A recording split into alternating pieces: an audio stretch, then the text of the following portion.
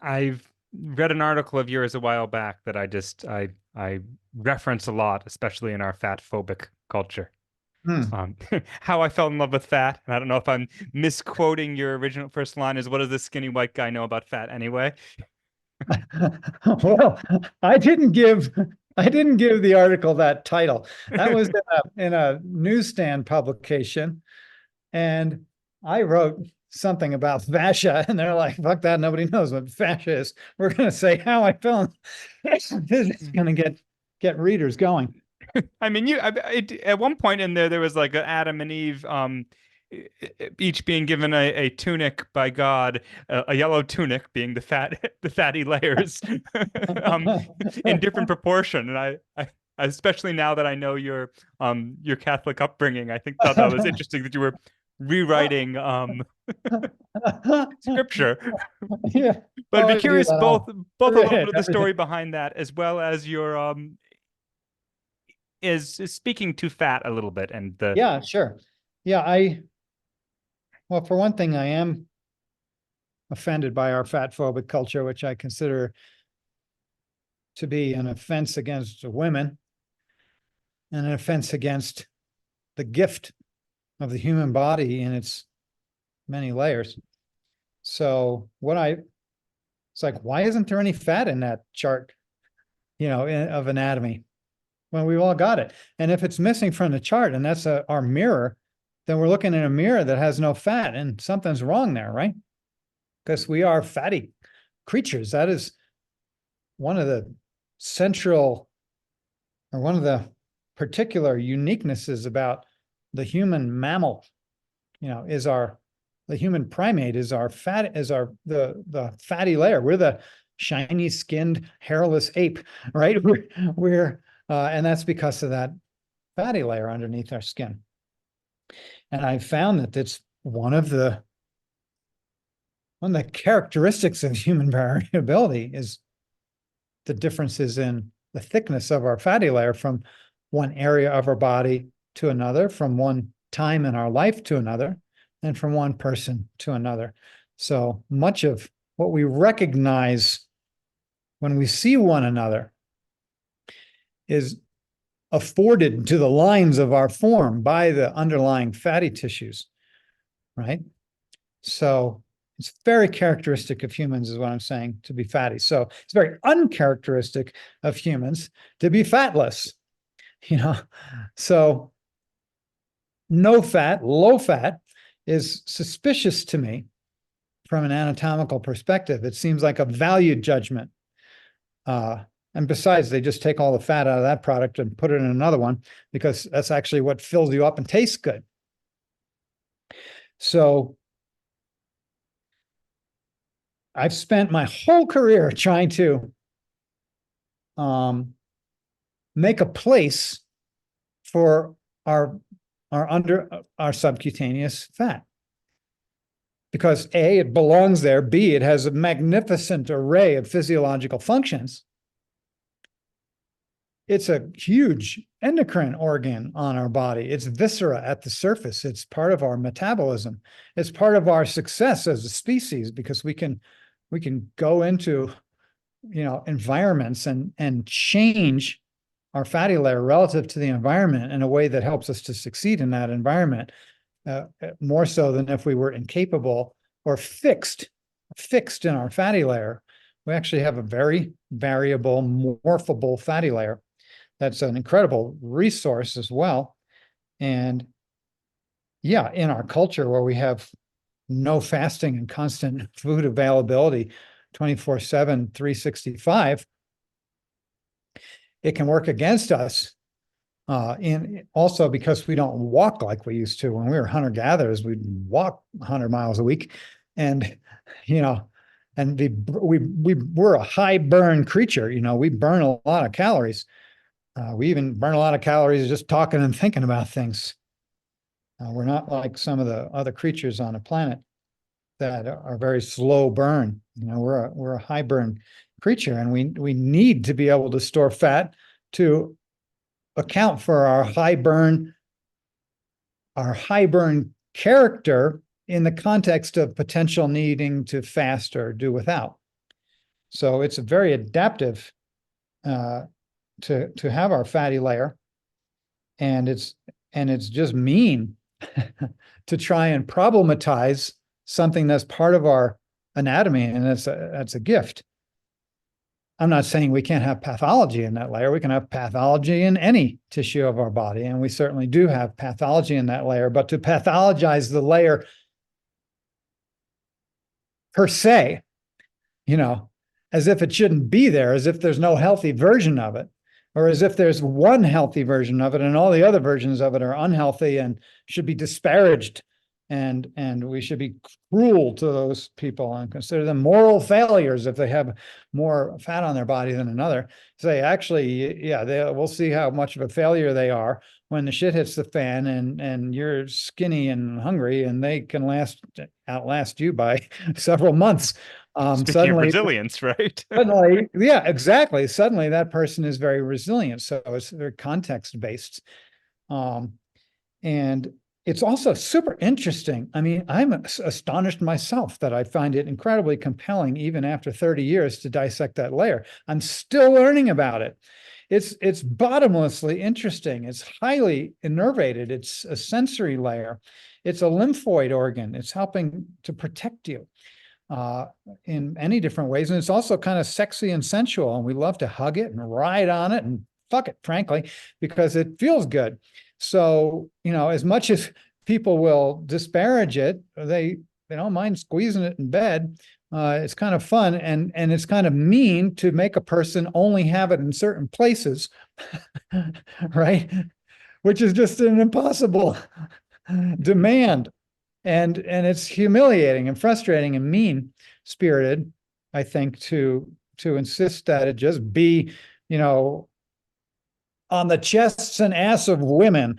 I mean, I'm putting that in quotes, right?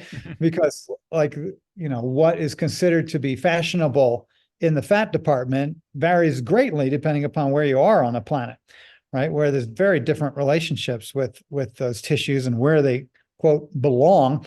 In other words, in India, to have a sari with a midriff with kind of a roll of tummy fat exposed is super sexy, right? Where in our culture, we might not see it that way. We're looking for, we're putting women with bricks on their abdomens on the cover of fitness magazine as if that's common. It's not actually. It's not designed that way. The general physiology, which is very variable,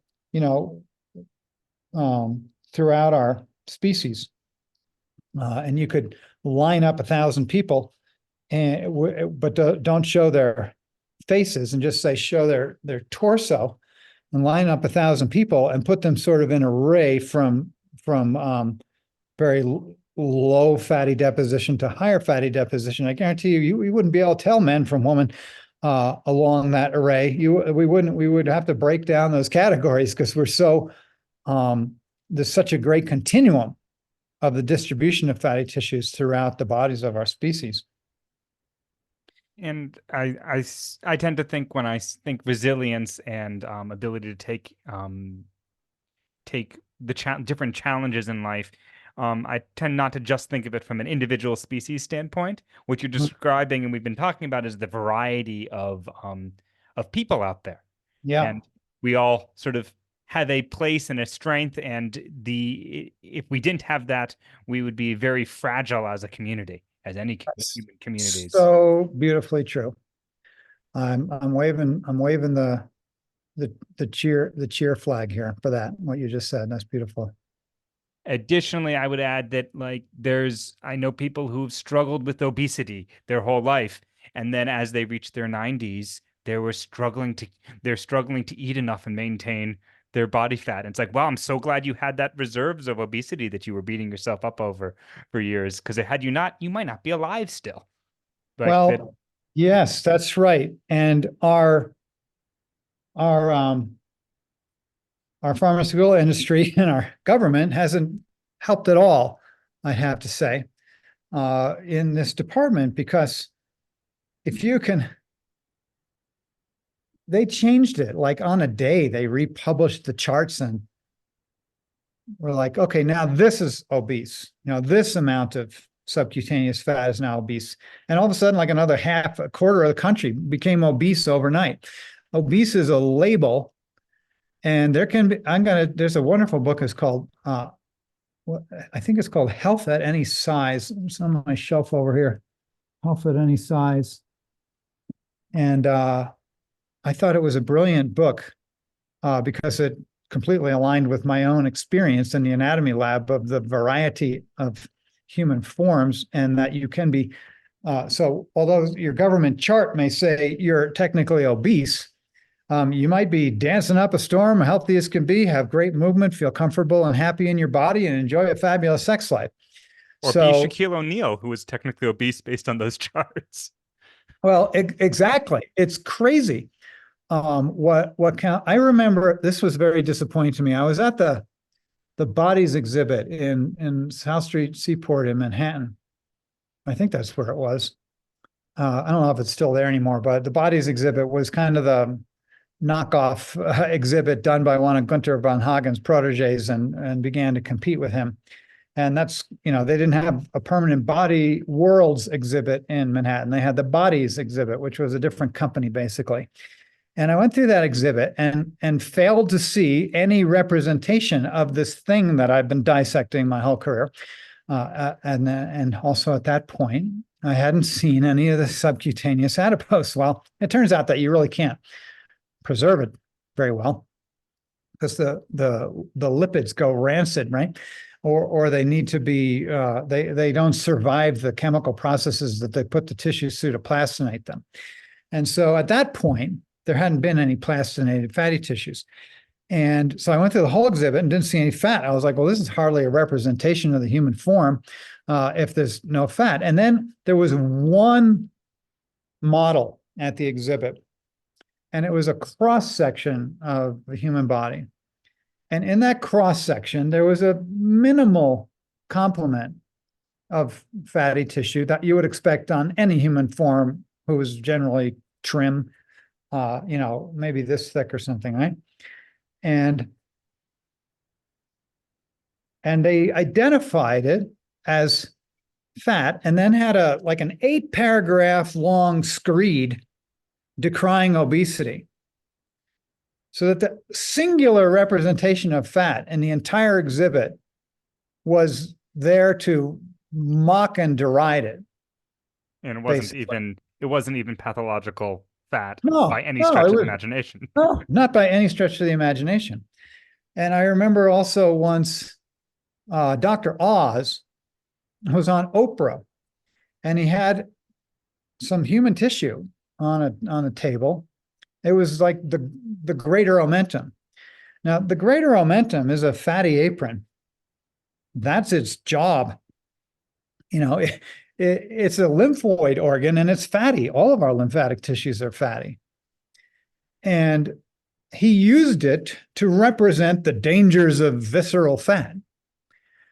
And I'm like, that is a completely normal bit of human tissue there, and you have just problematized it and turned it into pathology.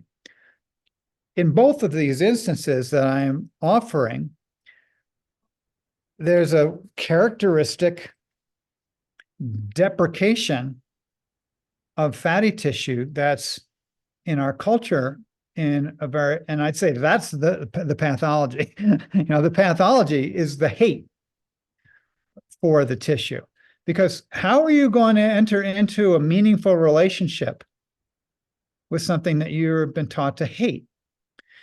You can't. And that's from that rises the pathology. In other words, when you've been alienated from your own body through hatred for an anatomical layer that ain't going anywhere ever for the history of time, then you're going to end up with a distorted relationship with it.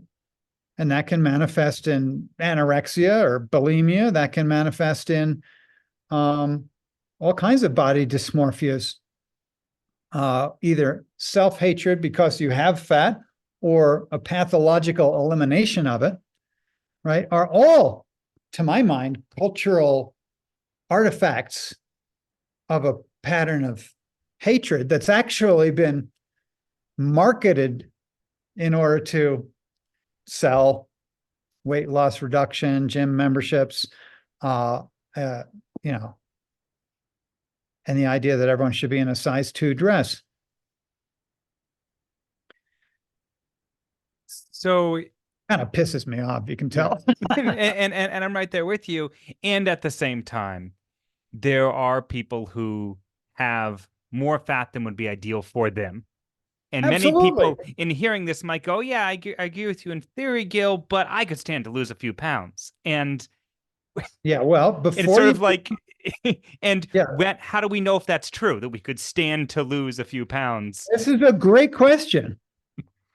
It's an important question because for sure, people can carry accidentally through their life habits, etc., more weight than is suitable to their frame, more weight that may be suitable to what they want to do.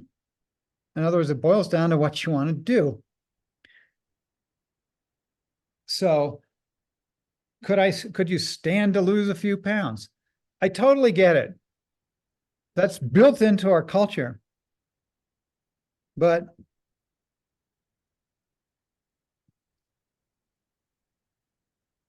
it has to boil down to, do you feel good? Do you feel healthy?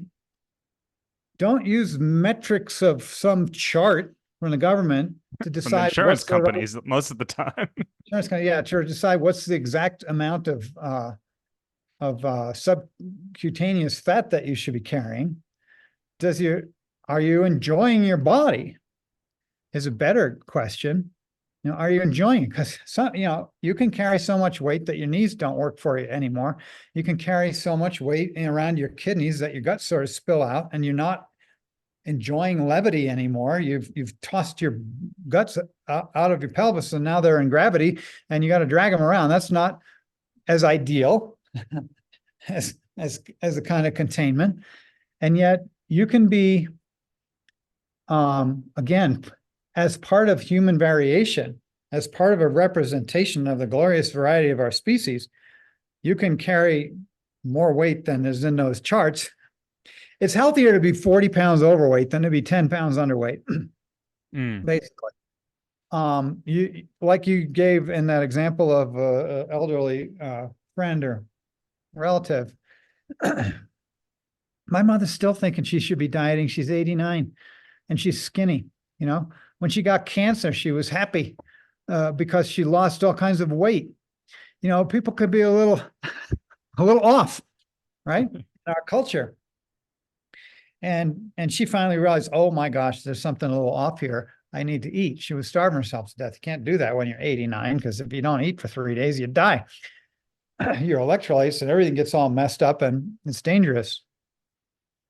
So, but yes, we can look in the mirror and say, gosh, I don't recognize myself anymore.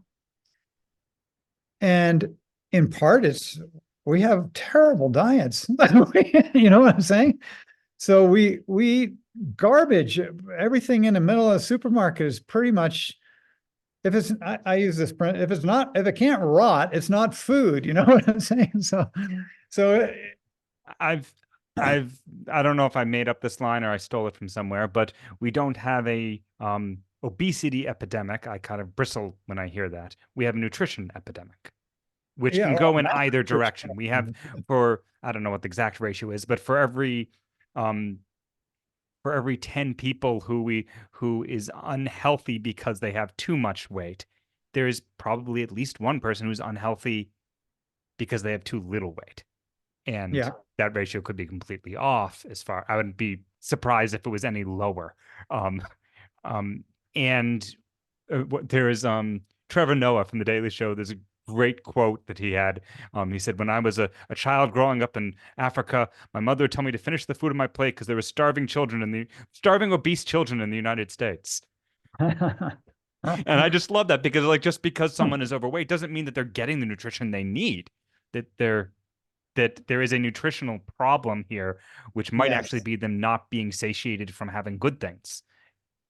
Yes, and we have, due to our processed foods, and our bizarre food pyramid that's propagated by our extremely unconscious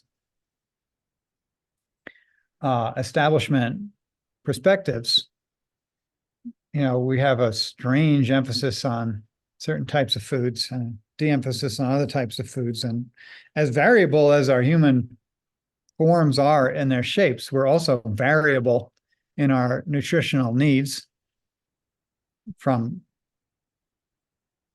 time to time in our lives, and from where we live. You eat differently when you live in different places. There's no one diet fits all recommendation that's possible for humans. It's part of our adaptability, right? That we have variable needs in that way. And so to try and do some kind of one size fits all thing, one body type is what's representative of humans, is all ridiculous. And if you have determined that you're carrying more weight than is appropriate for your frame or life purpose, or just because you want to play with your body and be a different shape or size, we got to change how we move and how we eat. And then there are situations where it don't matter much, because you have connective tissue disorders that result in, and hormonal disorders that result in body morphology changes, and something like lipedema, which is basically, as far as I can read on it, it's a connective tissue disorder that results in a sort of failure to be able to store fat in cells. It becomes free lipids that are then accumulated but can't be metabolized readily under the circumstances. And so you can have tremendous buildup of weight in the lower body, particularly, and then you'll be derided as, overweight or immoral because you can't control your appetite, when it has nothing to do with that. Your body is literally storing fat outside the box, and you can't metabolize it.